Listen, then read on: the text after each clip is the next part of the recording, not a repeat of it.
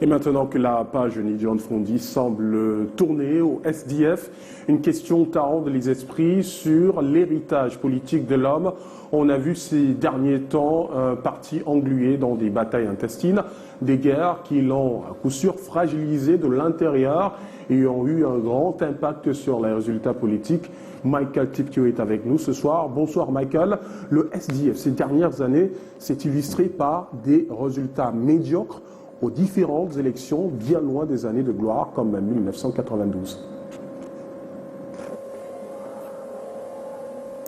Bonsoir, Alain Ghislain Kanga. L'évolution des contre-performances électorales du SDF laisse craindre une mort lente de la formation politique. De sa première participation à une élection présidentielle en 1992 à la dernière en date, c'est-à-dire celle de 2018, les chiffres sont diamétralement opposés. Les chiffres officiels de l'élection de 92 faisaient du SDF la deuxième formation politique avec 35,93%, juste derrière le RDPC avec 39,97%. Vous vous souvenez des joutes autour de la fameuse affaire de la victoire volée. Ce n'est pas l'objet de notre chronique de ce soir. Passons pour dire que le SDF n'a plus jamais eu l'occasion de se rapprocher autant du vainqueur pour imaginer même contester les résultats. En 2018, ce fut tout simplement une bérésina électorale. Le candidat du SDF, Joshua aussi, a enregistré, souvenez-vous, 3,35% et le parti est arrivé en 4e position, pire score de l'histoire de la formation politique depuis sa création. La même tendance s'observe pour les autres scrutins où le SDF est parti de 43 députés en 1997 pour n'obtenir que 5 sièges aujourd'hui à l'Assemblée nationale, avec 4 communes qui contrôlent aujourd'hui contre 61 en 1996. Le parti a l'air d'amorcer véritablement son effondrement. C'est donc un parti en plein naufrage qui n'a pas su changer son logiciel politique hérité des années 90, ni tenu vraiment compte des évolutions de la société. Notons également que la crise dans la région du Nord-Ouest et du Sud-Ouest, présentée comme le bastillon de ce parti, a grandement contribué à l'atrophie de sa base sociologique. Ni John Frondi, peut-on s'attendre à une renaissance du SDF, Michael?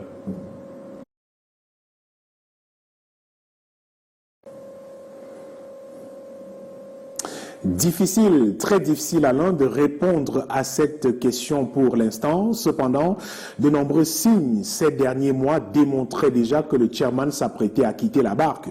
La mort est venue presque précipiter les choses, pour dire simplement.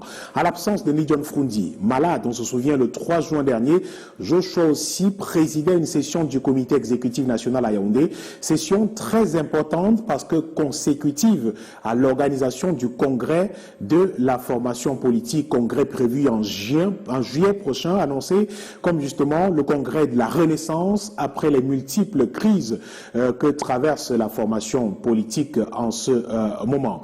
Et aussi, notons que la bataille pour la succession de Ni John Frondi à la tête du parti était déjà ouverte depuis des mois, une bataille qui est allée jusqu'à la création d'un camp regroupé au sein d'un mouvement dénommé G27, du nom de certains cadres du parti exclus parce que ne respectant pas certaines règles de la formation. Joshua aussi réussira-t-il à faire taire définitivement Jean-Michel Nithieu et ses comparses?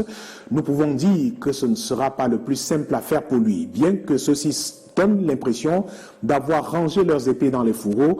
On peut imaginer que c'est par élégance et par respect pour la mémoire du disparu, le temps du deuil, respecter justement le temps du deuil, des présages qui ne sont pas de bons signes pour la formation politique. Certains parlent même depuis un moment d'une upécisation du SDF. C'est à se demander si l'homme de Tarikon n'a pas suffisamment pris des mesures pour que le parti SDF lui survive. Comme quoi, Alain Ghislain Kanga, les jours à venir, les prochains jours, nous édifierons grandement sur la vie de ce mouvement politiquement affaibli et profondément divisé. C'est un fait. Un véritable challenge donc pour le successeur de Ni John Frondi. Michael Tipkio, il faut également dire que le challenge des avocats, des prisonniers du MRC est de réussir à les faire sortir de prison, mais il faudra attendre le 4 juillet pour à voir la décision du juge d'appel Jean Dachua sur la procédure d'habeas corpus des 13 détenus du mouvement pour la renaissance du Cameroun reçus en audience ce jour au tribunal du centre administratif de Yaoundé. L'ajonction des procédures demandées par la défense a été rejetée et les débats au fond se poursuivent. Le cas d'Olivier Bibounissak a été débattu en son absence et le ministère public s'oppose toujours à leur mise en liberté.